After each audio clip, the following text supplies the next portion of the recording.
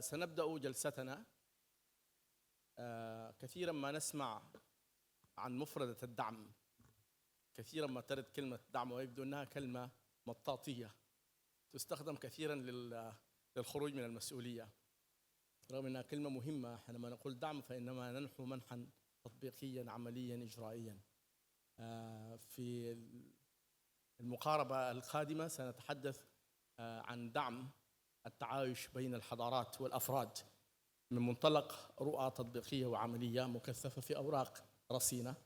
وسيرأس هذه الجلسة معالي الدكتور محمد زين العابدين، رئيس قطاع الثقافة بمنظمة الإيسيسكو، ولتفضل مشكورا. تفضل دكتور، وأترككم مع الحيثيات. شكرا سعادة السفير خالد فتح الرحمن، وكل التهاني على هذا النجاح في هذا الملتقى. الثقافة والفنون ودورها في مكافحة الجريمة والتطرف.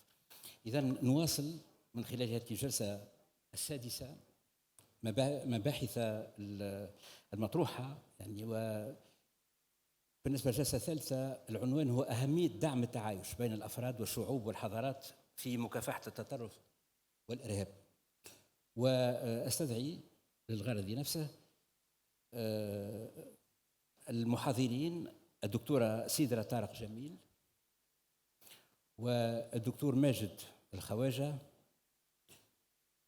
دكتور دانيال موجا، دكتور سيان هوتشنسون، التي ستشارك معنا عن بعد من خلال مداخلة مسجلة. إذن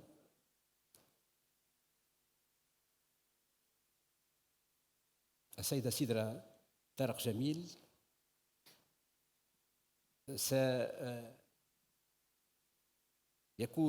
ستكون مطارحتها هذه المطارحة حول مكافحة التطرف من خلال الدبلوماسية الحضارية.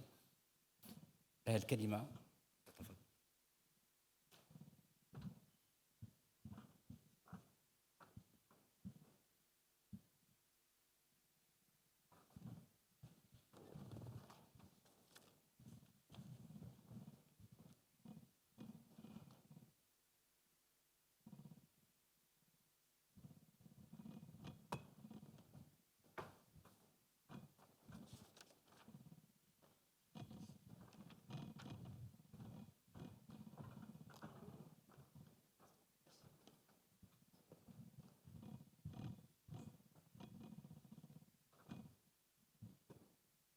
أذكر أن الوقت هو 10 دقائق ولا يمكن أن نتجاوز هذه المدة.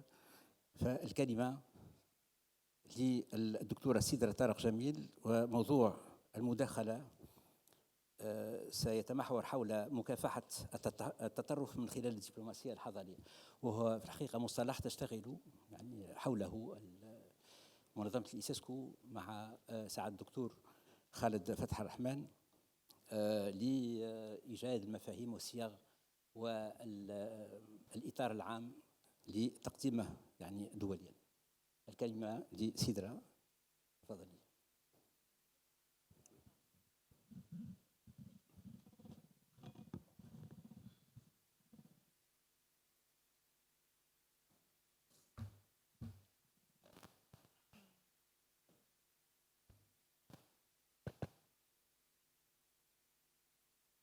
Assalamu alaikum wa rahmatullahi wa barakatuhu, and good afternoon everyone.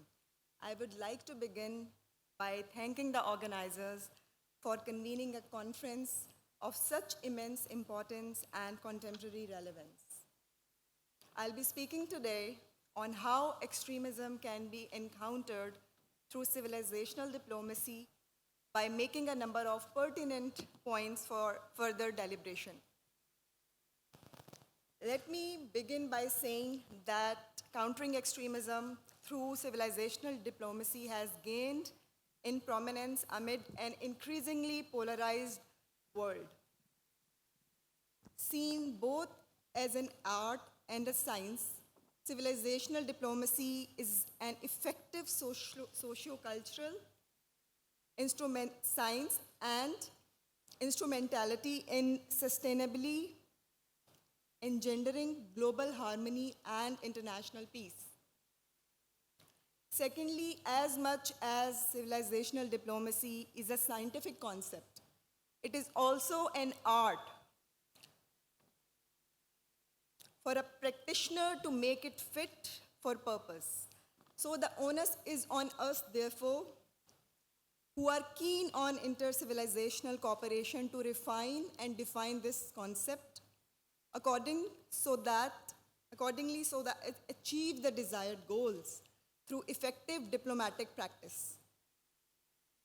Thirdly, embedded in the values of harmonious coexistence, moderation, inclusivity, mutual respect, and understanding and unity in cultural diversity, civilizational diplomacy helps provide us with a toolkit for conflict resolution in neutralizing extremism, such as through mediation, negotiation, and peace building.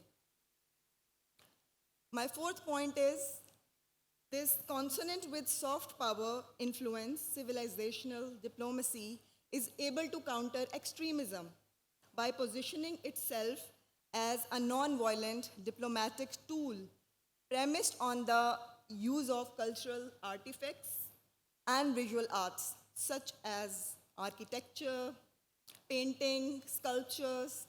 We can argue that soft power is just as important as hard power in countering violent extremism, civilizational diplomacy being aligned with the soft power narrative. Fifth, as a cultural relativist cynosure, civilizational diplomacy can be put into practice at both domestic level to forge social harmony, especially in a multicultural society and in the external realm as an instrument of foreign policy.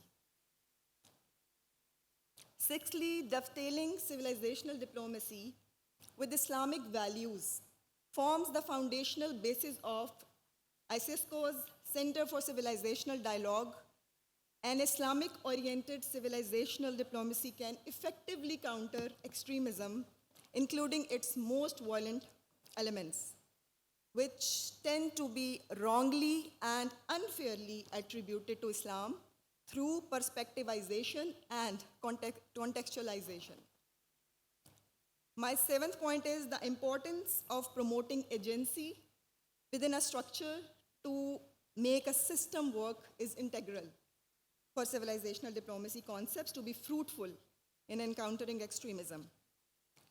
My eighth point is emphasizing the role of women as practitioners of civilizational diplomacy is also equally important, as they bring with them a refreshing perspective of international affairs, and as it should be known as extremism does not discriminate against any gender. Ninth point is countering extremism through civilizational diplomacy can draw inspiration from the renowned South Asian Pakistani poet Allama Muhammad Iqbal through his poetries about humanity, Islamic civilization, and the spiritual basis of the universe. Two quotes from the rich repertoire of Allama Iqbal are germane here. First is, I'll quote here, "The truth is that the religious and scientific processes, through involving different methods, are identical in their final aim, as both aim at reaching the most real." The second quote is, "Another way of judging the value of a prophet's religious experience, therefore, would be examine the type of manhood that he has created and the cultural world that has sprung out of the spirit of his message." My 10th and final point is about looking ahead for civilizational diplomacy concept to continue being relevant and effective to counter extremism and violent extremism. It has to be interlocked with the digital technology. Technologizing civilizational diplomacy through artificial intelligence and new media art, such as robotics and digital arts, is the wave of the future. in what can also be dubbed as civilizational technology. The more we embrace civilizational technology, the more relevant and effective civilizational diplomacy can be in countering both violent and non-violent extremism. Thank you all for your gracious attention. Thank you very much. شكرا جزيلا للخبيرة بمنظمة العالم الإسلامي للتربية والعلوم والثقافة الإيسيسكو، وتحديدا في مركز الحوار الحضاري مع سعادة السفير سيدرا طارق جميل على طرحها لهذا المفهوم الجديد الذي سيصبح شيئا فشيئا إن شاء الله واقعا دوليا معتمدا. وأحيل الكلمة الآن في سياق هذه الجلسة للدكتور ماجد الخواجة. مرحبا دكتور، هو أستاذ محاضر في الجامعة الأردنية، كاتب وصحفي في جريدة الدستور الأردنية، مدير إدارة في وزارة العمل الأردنية سابقا في المملكة الأردنية الهاشمية. لكم الكلمة سيدي.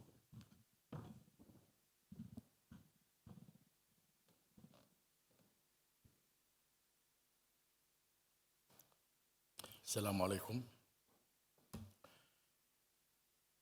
حين حصلت على تأشيرة الزيارة إلى المغرب طلبني سعادة السفير في عمان في الأردن وقال لي أنت طالب 10 أيام، أنا أعطيتك 15 يوم. فقلت له يا ريت تراجع صالح القحطاني حتى يعطيني على الأقل كمان يوم يومين محبة في المغرب. هذه أول زيارة للمغرب، هذا أول لقاء مع رباط الخير، رباط الفتح. سعيد بهذا اللقاء، سعيد أن يكون بمعية هاي الثلة وهاي النخبة الأكاديمية والعلمية والأمنية بالتأكيد. ويجتمع أخيرا، وهي مقولة شهيرة في بلاد الشام: ما الذي يجمع الشامي مع المغربي؟ لا، يجمع الشامي مع المغربي محبة، ويجمعهم دين، ويجمعهم عقيدة، ويجمعهم لغة، ويجمعهم هموم إنسانية وآمال وطموحات كبيرة. الحقيقة أنا بطبيعتي إعلامي، وبالتالي ربما الحديث يطغى عليه الشكل الإعلامي والشكل الناقد، إذا كما يعرف بعض الزملاء. هذا كيف بيشتغل يا أستاذ؟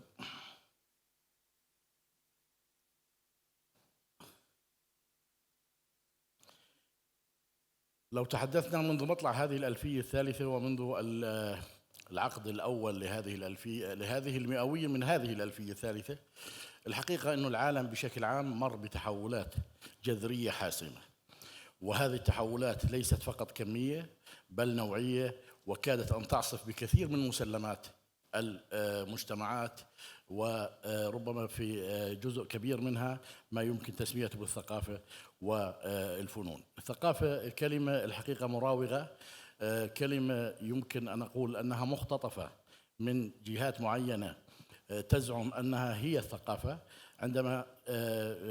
عندما نوقفها أو نقصرها على من يتناول الشأن الثقافي كتابة أو دراما أو أعمال معينة، ويتم اعتبار ذلك أنه هو الثقافة. الثقافة هي الحياة بشكل عام، أي إنسان هو مثقف.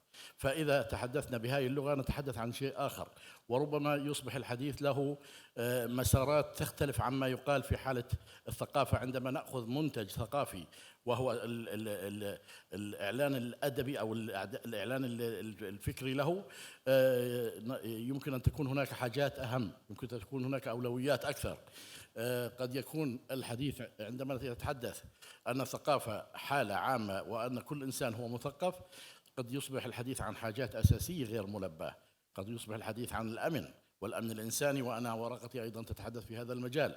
الأمن الإنساني الذي أصبح يعلي من قيمة الفرد بذاته، أصبح هو الأولوية في الأمن، وهذا يتطلب، وهو لو أخذناه على هرم الحاجات المعروف، الأمن الإنساني يأتي كحاجة أساسية، ثم نرتقي إلى أن نصل إلى الحاجات الجمالية التي نتحدث عنها، وهي الفنون والثقافة.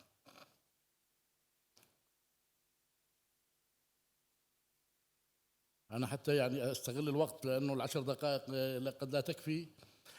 لو تحدثنا من الإعلام وخاصة الإعلام العربي والإعلام الرسمي العربي، الحقيقة هناك عدم ثقة من قبل المواطن في هذا الإعلام الرسمي، هناك مبالغة وتهويل في الخبر، هناك تكرار للأخبار، فيضان الأخبار العاجلة، قلة الإمكانات الرسمية، تصدر الإشاعة للمرتبة الأولى في الأخبار، عدم وجود إعلاميين متخصصين في مجال الإعلام السياسي والاجتماعي والعلمي والثقافي، الاعتماد على مصادر معلومات خارجية، والاكتفاء بدور الناقل للخبر. كيف يمكن للثقافة والفنون أن تسهمان في دعم وتعزيز الأمن الإنساني عبر الآليات الإعلامية؟ كيف هو شكل المنتج الثقافي العربي السبراني؟ هل التخلف الثقافي والاجتماعي التقليدي هو ذاته لكن في لبوس تقني إلكتروني سبراني؟ هل لدينا بالفعل ثقافة ومنتج حضاري عربي أم أنه أصبح مقننا مفتتا ومجزأ على قدر وحجم كل مجتمع ودولة؟ هل لدينا بالفعل هل هي ذات الطموحات والتحديات التي تواجه الجميع؟ هل هناك اتفاق على تعريفات موحدة ومحددة لمفاهيم الثقافة أم أنها تستند في تعريفها لخلفيات وأبعاد سياسية واجتماعية؟ هل لدينا تنوع ثقافي مثري ومتكامل أم أنه مجزأ ومنغلق وانعزالي؟ هل بقي للفنون من دور في ظل التسطيح الفكري وشيوع التفاهة البصرية؟ أسئلة برسم إجابات متعددة. هل نتحدث عن رقمنة أم أنسنة؟ نتحدث عن أن انتشار المعطيات والمعلومات مهما كانت طبيعتها تؤدي دورا في عملية اكتساب المعرفة. الرقمنة دخلت في حياة الأفراد وفي تكوين المجتمعات. الثورة الرقمية حولت العالم الرقمي من هدف إلى موضوع. دخول التقنيات إلى الحياة ضاعف من أشكال الهوية التي تحض أي مستخدم للإنترنت، وهي التخص، وهي كالهوية البيولوجية والهوية الرقمية والافتراضية والهوية الوظيفية وغيرها. التكنولوجيا لم تكن وليست محايدة، فهي تأخذ شكل مستخدمها، فإما ترتفع إليه وإما تهبط بهبوطهم.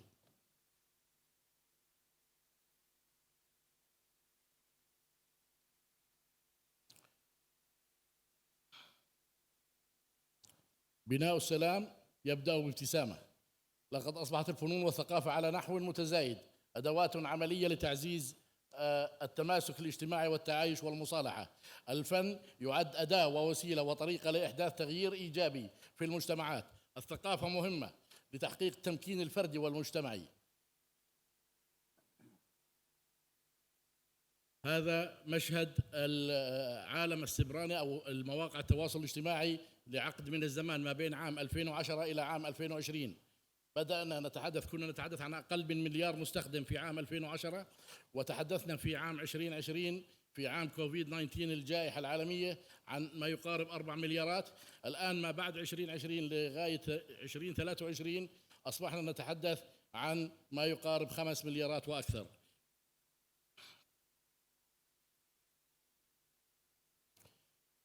مواقع التواصل ومنصاته بالتأكيد له إيجابيات كما له سلبيات، لكن حتى نأخذ الوقت ونستغل هذا بعض السلبيات وبعض الإيجابيات. التضليل الإعلامي، البلاهة، الكسل، لا وقت للتفكير، قتل الإبداع، لا مهارات حقيقية، الناس كلها تعرف كل شيء، الهوس بالمشاركة، السمنة المرتبطة بالمواقع، امتلاك وسائل الإعلام من خلال ما تبثه القدرة على تغيير نظرة الناس، التغيير المعرفي الذي تحدثه. الأسرة تفككت بنيتها. المظهر المثير لهذا هو قدرته على الاستمرار كمرجعية أساسية في عملية التنشئة الاجتماعية. الإعلام المعاصر ساهم في إيجاد ثقافة وقيم ثقافية في وعي المراهقين والشباب لا تقوم صلة بينها وبين النظام والبناء الاجتماعي الذي ينتمون إليه. عوز معرفي ثقافي عربي. هكذا يؤثر الإعلام على تشويه المدركات والوعي لدى الجمهور المتلقي. لدينا قنوات وبرامج مسابقات، قنوات الدردشة، قنوات السحر والشعوذة، برامج طب الأعشاب، برامج الحياة الواقعية، قنوات العنف والرقص، قنوات طائفية تبث الضغينة، قنوات الإعلام والدراما وتسطيح المادة ونشر التفاهة، الإعلام والإرهاب، والقنوات الأخرى. نحتاج إلى مواطنة رقمية، نعم نحتاجها. هذه هي بعض عناصر هذه المواطنة التي نحتاجها في عالمنا العربي والإسلامي. ماذا يمكن أن نوصف في هذا المحفل العلمي الهام؟ أوصي بهذا الشكل أن يتم تطبيقه، وهو عبارة عن نافذة جوهري للذات، لكن أنا أفترض أننا يمكن نستخدمها للثقافة، أن نوسع من معرفة المجتمعات كل منها بثقافة الآخر، أن يصبح لدينا وضوح في هذا المجال، أن نقترب أكثر. هذا يمكن أن يساهم في تعميم ثقافة إنسانية مشتركة، ثقافة رقمية، ثقافة تعمل على إيجاد مستقبل جيد للأجيال القادمة. هذه بعض التوصيات، وهذه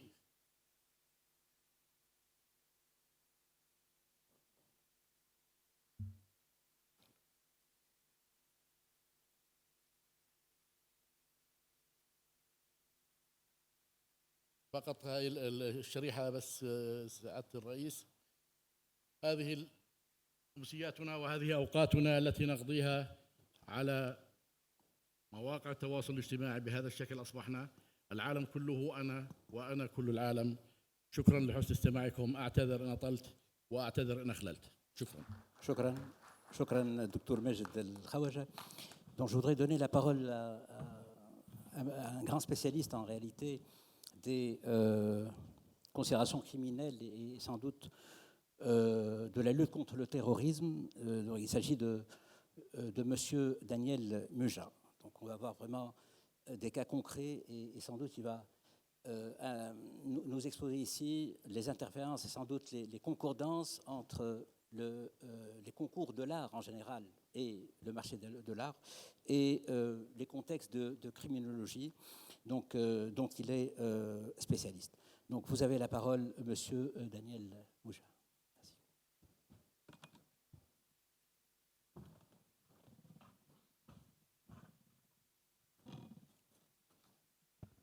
Ladies and gentlemen, good afternoon. My name is Daniel Muja.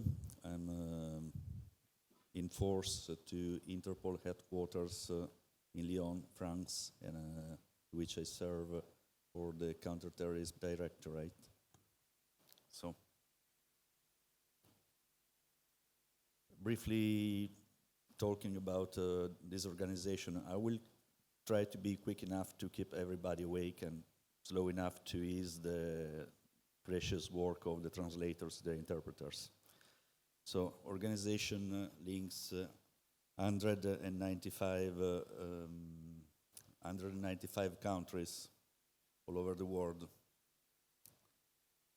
And this year, in September, it will celebrate a centenary, so anniversary of 1 century of activity in Wien, exactly where it was born in 1923. The importance of connecting the law enforcement agencies around the world is for the globalization of crime, and is needed absolutely in a way to keep a more secure world for everybody. Those are the 4 global programs that are enforced at the Interpol. One of the main one is counterterrorism. Then we have cybercrime, financial crime and anti-corruption, emerging crime, organized crime. They are not split. Actually, they are more than connected each other. So there's no counterterrorism without investigating terrorist financing or cybercrime mixed with emerging crime. So they are actually interconnected. Those are the capacities that are in development and in use traditionally by the organization.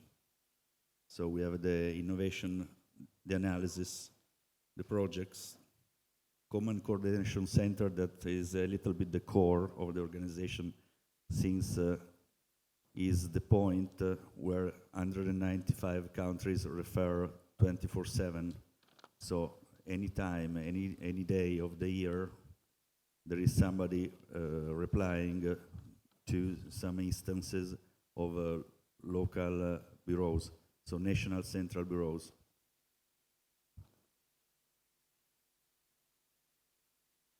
The nationalities represented in the organization are 120, more or less, and the staff is composed of 1,080 people, more or less, depending from the time, of which 800 are contracted. So they are staff, permanent staff, and the remnants, the other are seconded by the countries. So it's a kind of force that is landed by each country to the organization.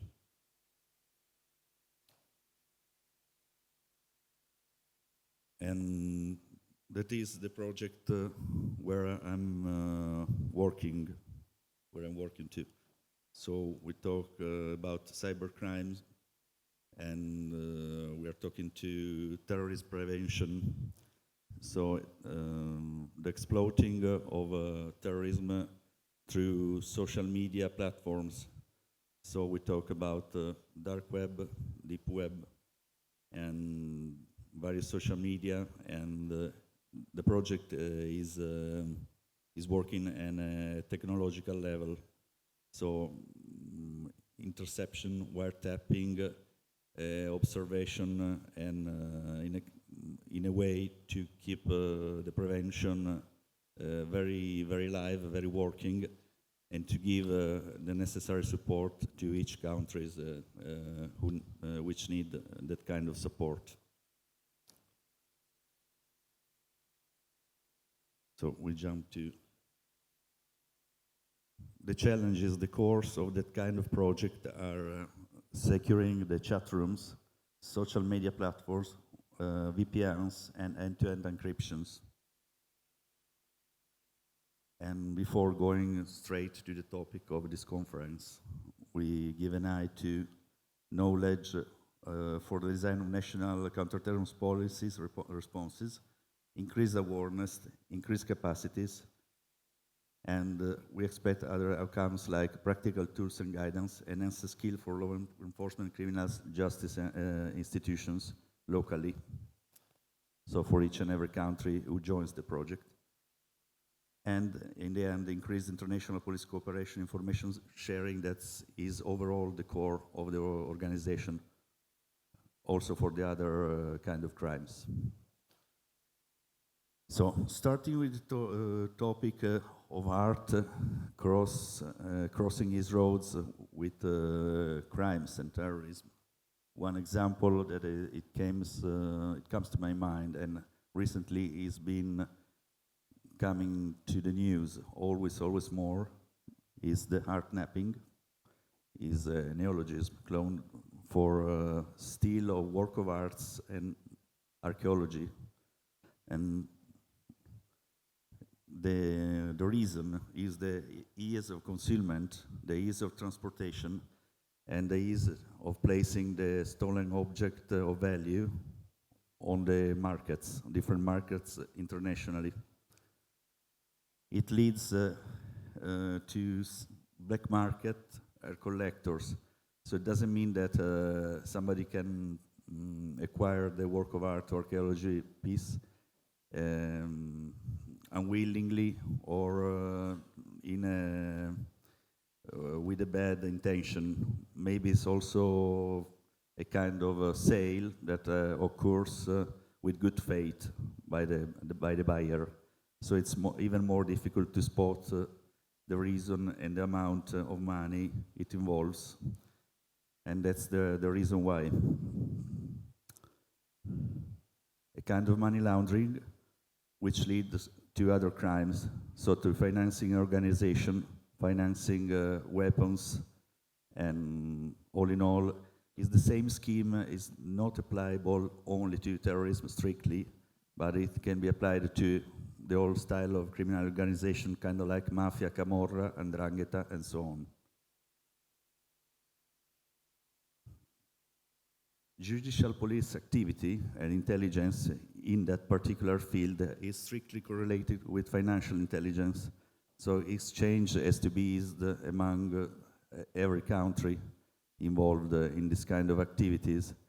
Of course, every country has its own legislation, has its own rule of law, slightly different or hugely different depending from country to country.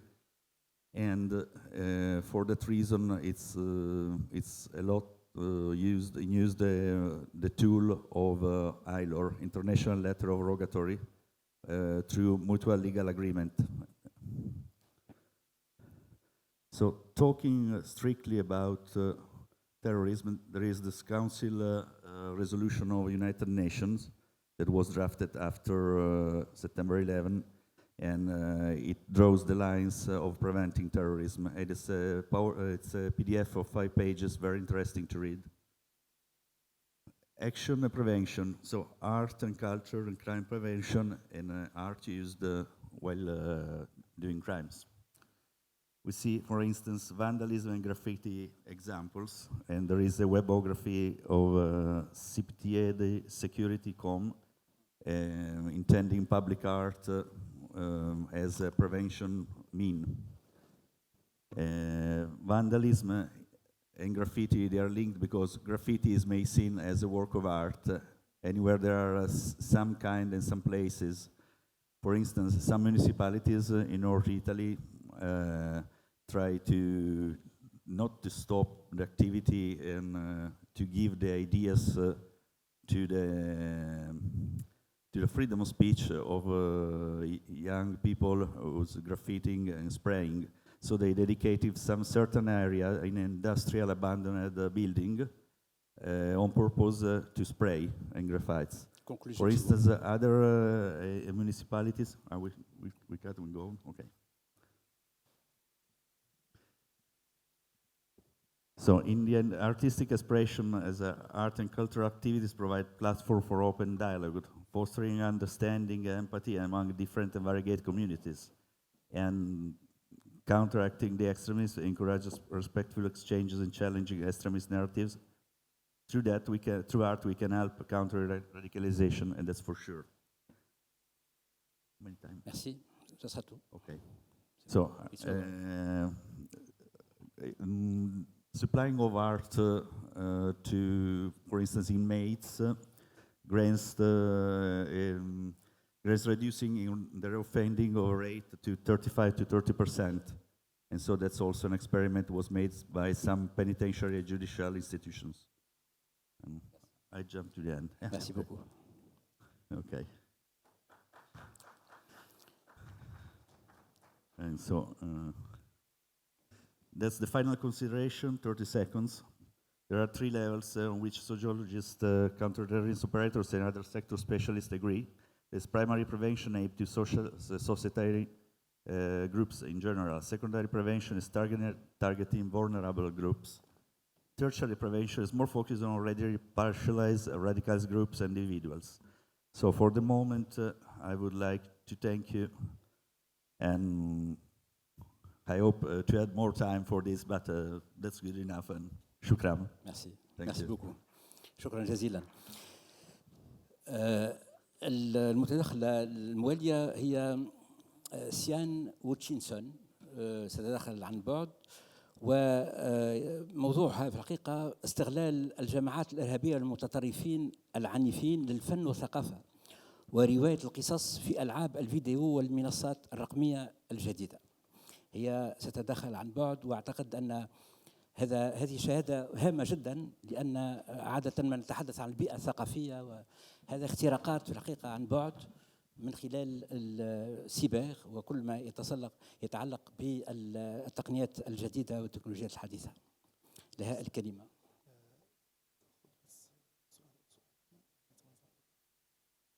دكتور. اوكي. تفضل. أود قبل أن أعطي الكلمة ربما الحضور الكريم أن أذكر ببعض الأشياء التي مررت بها يعني في تجربتي كوزير للشؤون الثقافية في الجمهورية التونسية بين 2016 و2020، وقضايا الإرهاب التي طرحت يعني بشدة آنذاك في تونس، واستلهاما ربما لهذا الفيض وهذا السياق من التطارح والتبادل.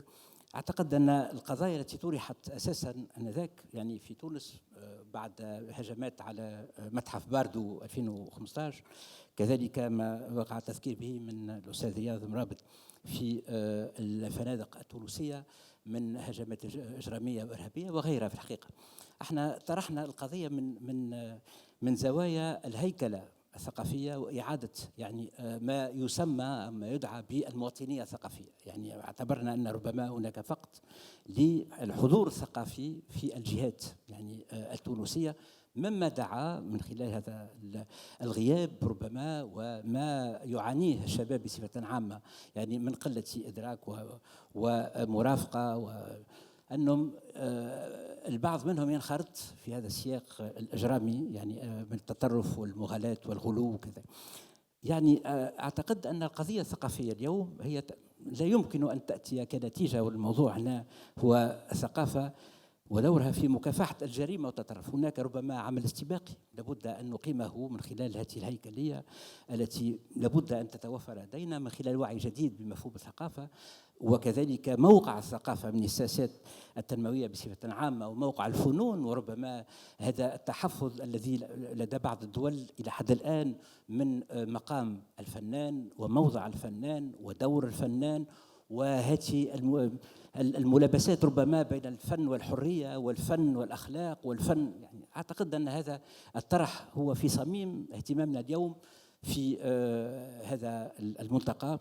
وأعتقد أن لا يمكن أن نكتفي فقط بمكافحة الجريمة، ولكن لابد أن نتخذ من القرارات السياسية ما يمكن يجعلنا في مأمن عن هذه السياقات الإجرامية والتطرفية واللي فيها حقيقة تعصب. يعني أعتقد أن العمل الثقافي وكلما عدنا الاعتبار للثقافة كلما ربما ابتعدنا كل البعد يعني أو على الأقل نسبيا يعني من هذه الخروقات التي تأتي وكأنها يعني في سياقات غير محبذة ولا يمكن أن ندعمها بشكل أو بآخر. ولهذا حقيقة كل التقدير لهذه المبادرة وهذا الملتقى، ولهذا التعاون والتكامل بين جامعة نايف العربية للعلوم الأمنية ومكتب الأمم المتحدة المعني بالمخدرات والجريمة وكل الحضور الكريم من خلال المداخلات. لكم الكلمة، تفضلتم بذلك. يعني إن كانت لديكم بعض الأسئلة أو بعض المطارحات أو بعض الاستفسارات أو بعض الأفكار بصفة عامة، لكم الكلمة.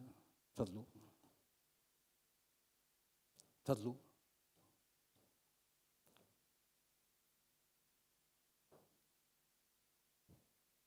تفضلوا.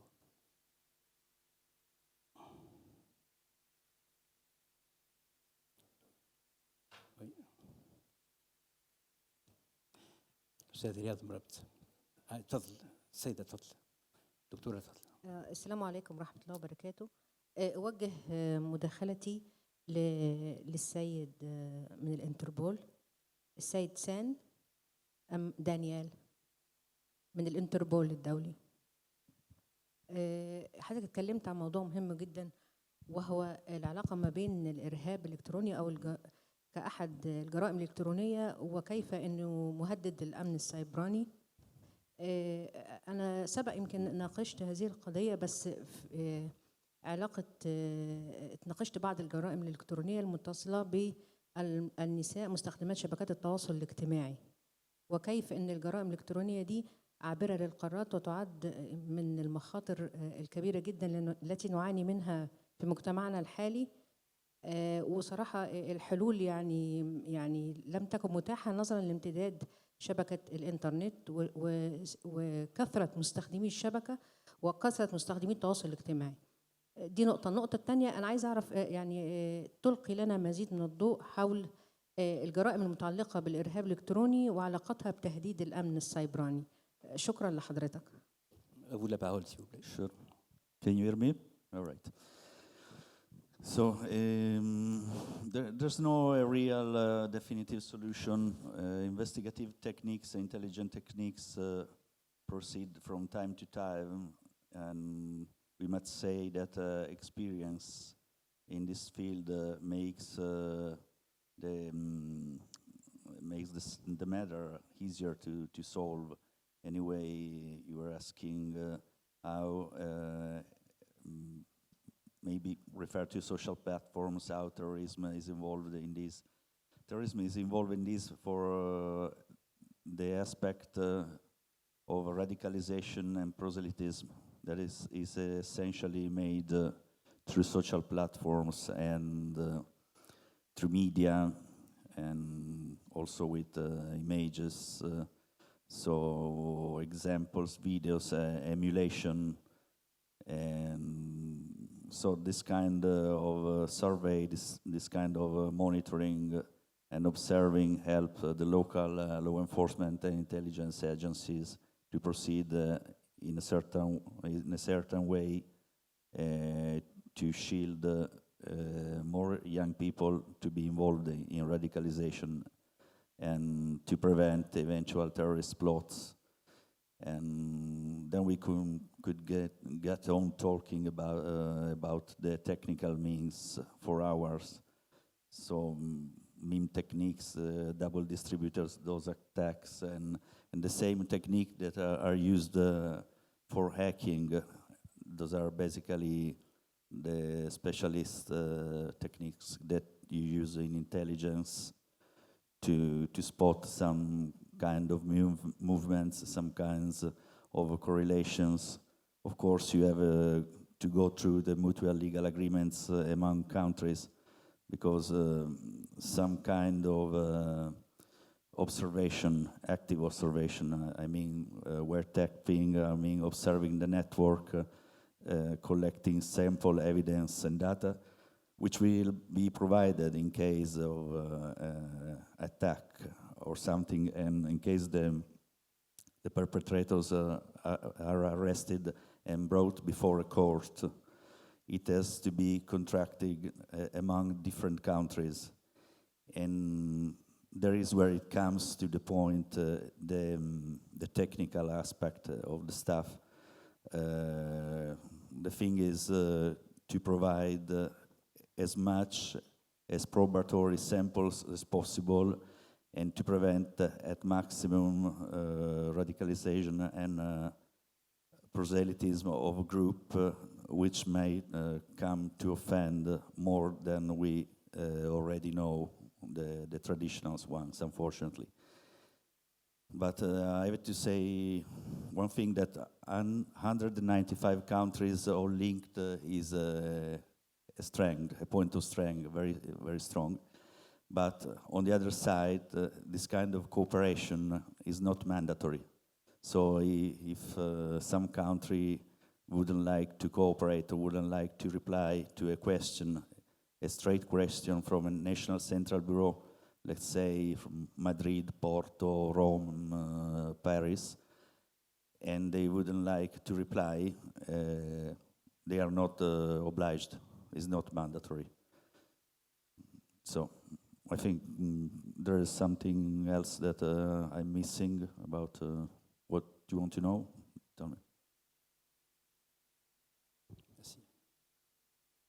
تفضلوا. هل هناك سؤال من متدخل؟ احنا في الحقيقة في انتظار المداخلة عن بعد الأخيرة لدكتور سيان وشانسون. ممكن مداخلة بعد إذنك برضو؟ تفضل. لأن الموضوع هام جدا طبعا.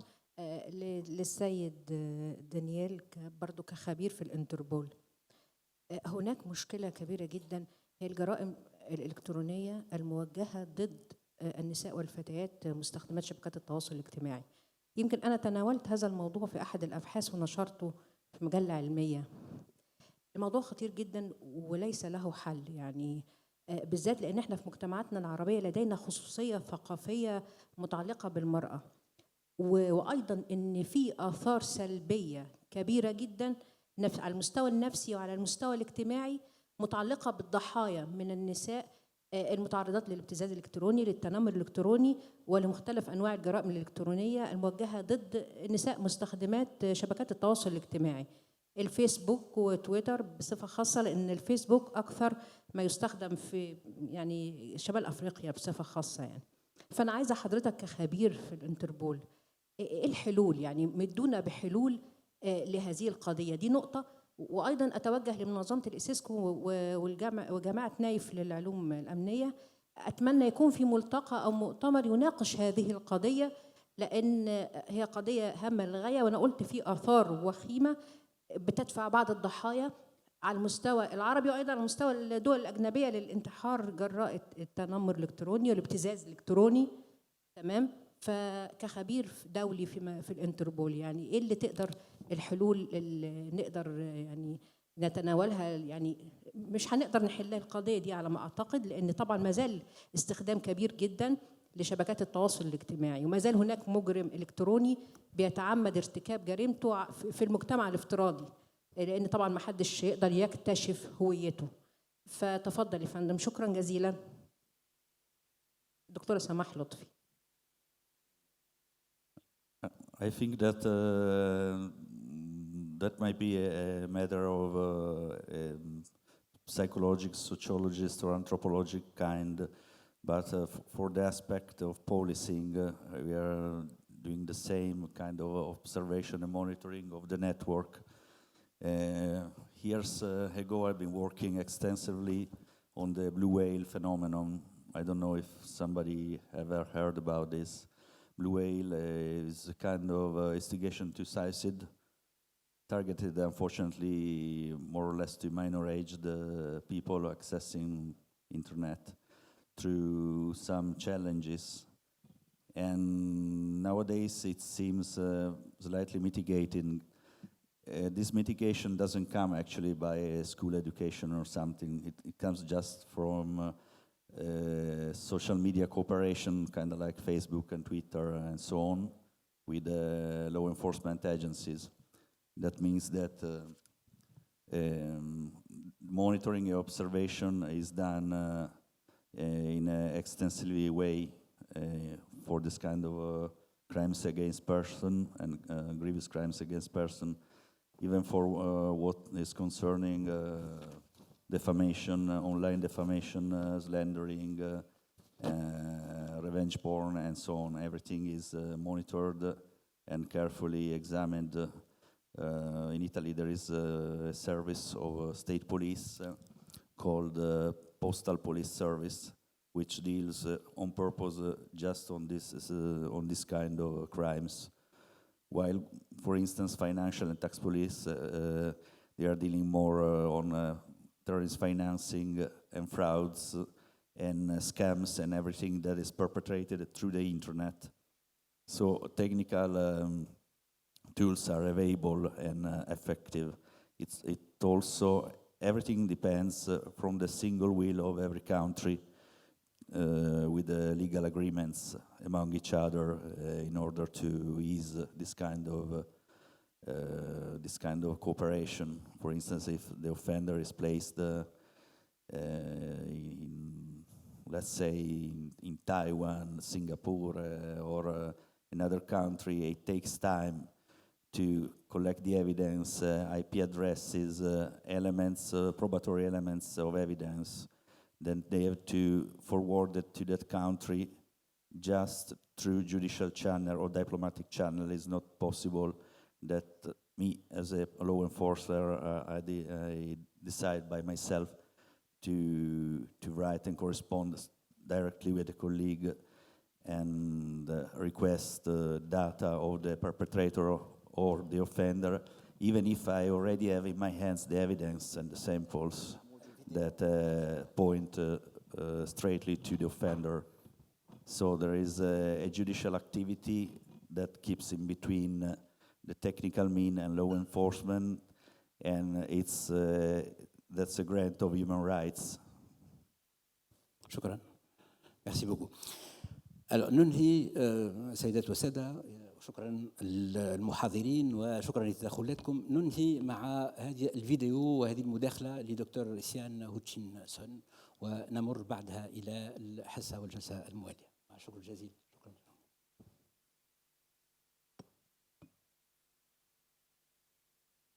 Good afternoon, everybody. Hello from New York. It's really wonderful to join you today. My name is Sian Hutchinson, and I'm from the United Nations Office of Counterterrorism, based in New York. I'm the head of UNOCT's Global Program on Preventing and Countering Violent Extremism. So we're a global capacity building and technical assistance program that is based in New York and delivers in the field. We work with a range of different beneficiaries. We work directly with governments, but we also work a lot with young people. We work a lot with religious leaders, with journalists, the media, and a range of others to prevent and counter violent extremism around the world. So today I'm going to briefly discuss with you an area of work that we work on right now, which is on the intersection of video games and gaming adjacent platforms and violent extremism. And specifically today, talking a little bit about the link with gaming and culture and art and storytelling, and a bit about what we've learned recently and what is important for the prevention and countering of violent extremism moving forward. So today, as a quick overview of the agenda, I'll be discussing three things. The first is a research report that UNOCT did last year, in October last year, on the intersection of gaming adjacent platforms and violent extremism. The second is on the relevance of art, culture, and storytelling to this medium. And then the third is implications for PCVE programming of this new area. And I think at the end, we'll have some time for questions. So moving first to the research that UNOCT commissioned last year. So first of all, a note about the scale of this issue and why UNOCT decided to look at the problem. So right now, globally, there are more than 3 billion gamers around the world. 3 billion. It is a larger industry than television and music combined. In terms of profits and market share, it's really quite extraordinary. And it looks really different in every kind of geography where you are, but there are lines of connection across different geographies and players around the world that is very unprecedented. The other reason why UNOCT looked at this as a potential threat is just besides how widespread this issue is, also just a lot of the work is not really, a lot of things that are happening on these platforms, there's not a lot of oversight.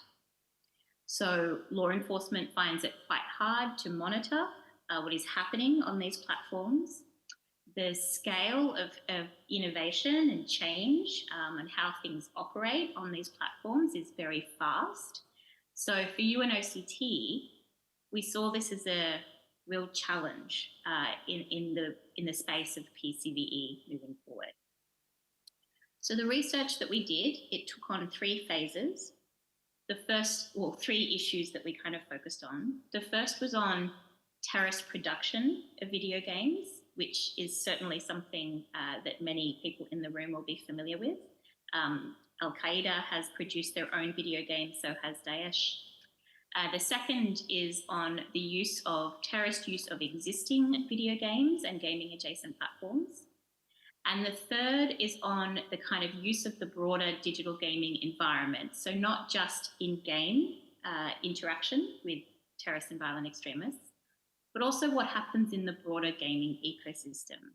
Because some people might not be familiar with this, but in addition to video games, there is also all of these gaming adjacent platforms, which almost function like social media platforms linked to games. And they're in many cases much more popular, actually, than traditional social media platforms.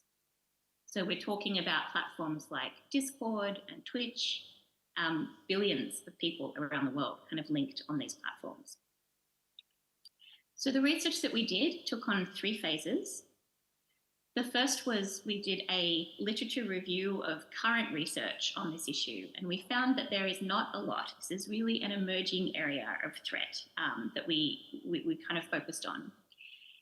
The second thing we wanted to do is make sure that we were capturing really the perspectives of gamers, but also practitioners and experts who are on the front line of working with people who are vulnerable to terrorist and violent extremist ideology.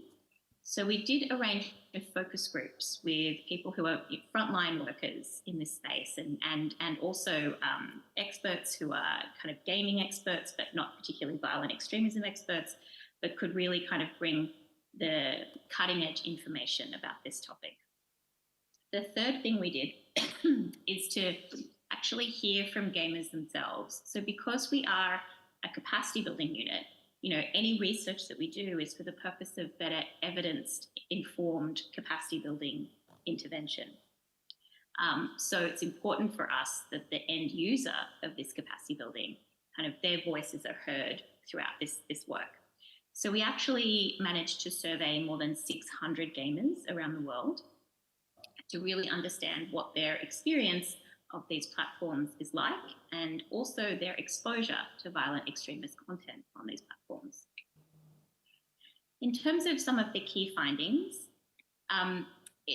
it was very, very clear that the scale of violent extremist content and other kind of grey area content, which I'll explain a little bit about later, which is kind of wouldn't quite meet the threshold for violent extremist content, but is still what we would call lawful but awful content. The scale of people's exposure to this content on gaming and gaming adjacent platforms is incredibly significant. Of the people that we surveyed, more than 80% had personally encountered violent or hateful content in gaming spaces. And when you go back to what I said at the outset about the scale of the popularity of these platforms, so more than 3 billion people worldwide who are accessing these platforms, 80% of them, really are in some way coming into contact, if you extrapolate that, are coming into content with violent extremist or hateful content, violent content. What our research found as well is that more than 30% reported really frequent exposure to violent and hateful content on these platforms. And also more than 2/3 had found specifically violent extremist content on these platforms. So, the scale of this issue is really quite significant. One thing to note of kind of importance is that there really is not a causality that was proven in our research or in any research, in fact, at this point. So it is not right to say that games cause vulnerability to violent extremism. What is important is to understand this environment in which this kind of threat operates. Another key finding that I'll highlight just briefly is that, we're talking about the risks, but on the other side of this, what came through very clearly is that there are very many positive aspects of gaming, pro-social positive aspects of gaming, aspects around the value of community and belonging for people who often in the real world may not feel that way. And might feel a bit excluded from social settings. Often some of these people were reporting that in gaming platforms, they were able to find friendship and sense of belonging and sense of purpose. So that is a very important finding from the research and is really backed up by other similar research in this field that has happened after UNOCT's research. Maybe just one other final comment on the research itself, which is of interest, is that, I mentioned the scale of the exposure to this kind of content on these platforms. Our research also found that most gamers don't know what to do when they see this content. So they don't usually report it in the same way that someone might report extremist content on Facebook or Twitter. And secondly, there's not a lot of confidence from gamers that if they were to report this content, that something would be, that it would be dealt with appropriately by the platforms. So, I think they're kind of really some of the key findings that we had out of this research. So I want to turn now to the implications for this new field on the issues of art and culture, within gaming and gaming adjacent platforms. So there was a great quote that came from one of our survey respondents for our research that said, in regards to culture, terrorists go where the culture goes. Games are popular with the demographic that they want to target, so they follow the demographic. So we see this in this very successful adaptation of gaming culture by terrorist and violent extremist groups. We see it in something called gaming aesthetics. So the kind of the brand adaptation of gaming to current terrorist and violent extremist attacks, and also strategic communications interventions and narrative interventions by the terrorists themselves. What I mean by that is the adoption of, Call of Duty, changing, that's a popular game, kind of turning that into Call of Jihad, which is it's quite a famous kind of side-by-side image that you can see of, I believe it was Daesh, who kind of co-opted this branding of Call of Duty and turned it into a narrative kind of tool to try to attract more gamers and people who would already be attracted by Call of Duty to their cause. Another important aspect to think about with gaming culture and relevant to PCVE is the fact that there is common cultural aspects across a lot of gaming culture that doesn't require common language.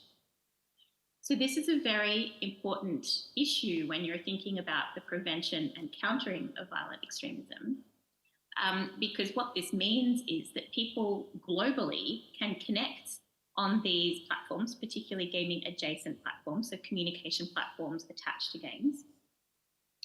And they can connect with people around the world without having to have a common language. They can connect through common gaming culture.